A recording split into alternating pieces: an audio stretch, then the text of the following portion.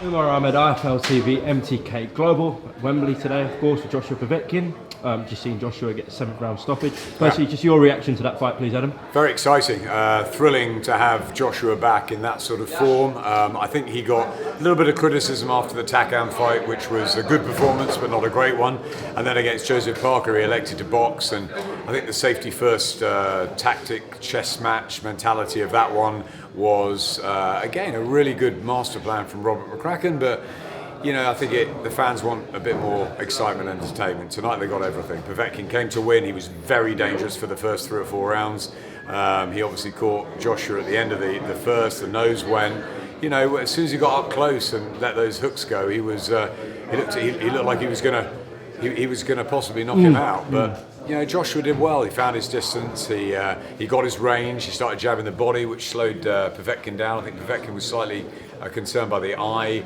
And you know, he bade his time well, Joshua, and the finish was electric. So it was a fantastic performance. It was a really exciting fight, and it's just what we needed. Going into the 7th round, how did you have it? Close, really close. I think the judges had it by 4, by 2, and by 2, all to Joshua.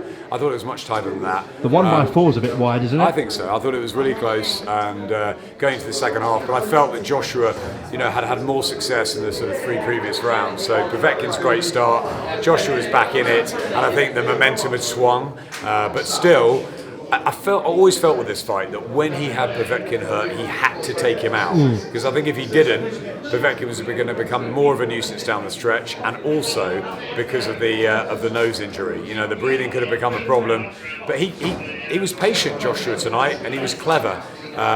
He was sort of in the cooker, in the heat, and he managed to navigate his way out of it and turn it around to his advantage. But the finish was world class. And look, he's delivering again, and it's fantastic. It's the first time Povetkin's been stopped, or as a professional. Big statement that from Josh. Absolutely.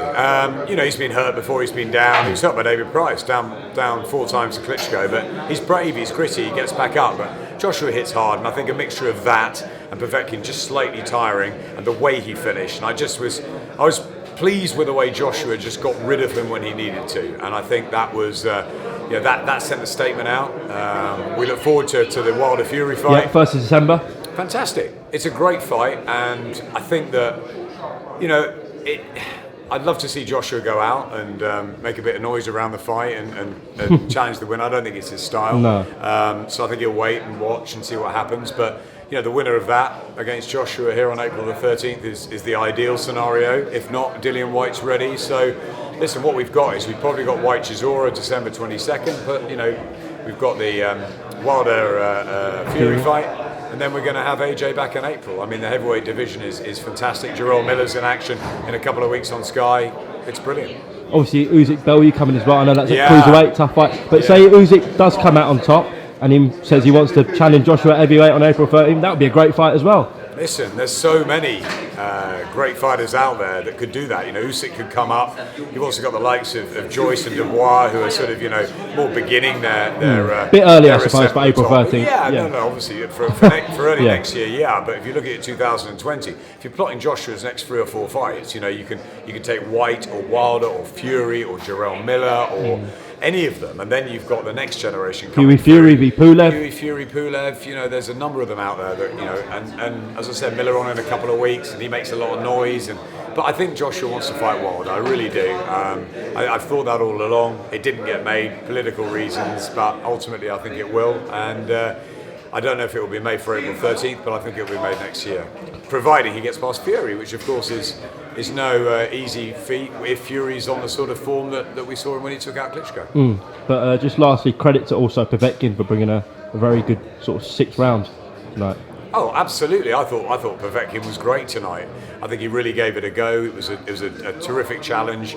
It was a dangerous opponent. I always thought he was a dangerous opponent. A lot of the team felt it was going to be late points or a late stoppage. I just had the feeling that if he'd softened him up early, I thought he might get rid of him, maybe even earlier than he did tonight, Joshua, because I think sometimes when you've got a really dangerous, live, small fighter, the best thing is as soon as you subdue them, and if you can get them hurt, it's to get rid of them. You know, Bo Holyfield 3, for example, you know, suddenly, you know, Holyfield not bow down and he was in trouble, but he realised that he had to get rid of the smaller man because then they can become a nuisance down the stretch.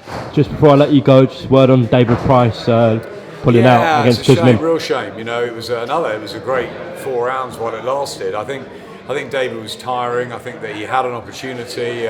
He landed some good shots. He kept himself together, but he was tiring. But if the injury came up, then that meshed with the situation I think that was happening in the fight. It was, I'm sure, the right call from him in his corner. Okay, Adam, thank you for talking to IFL TV. We look forward to April the 13th. We do. Thank you, Adam. Cheers.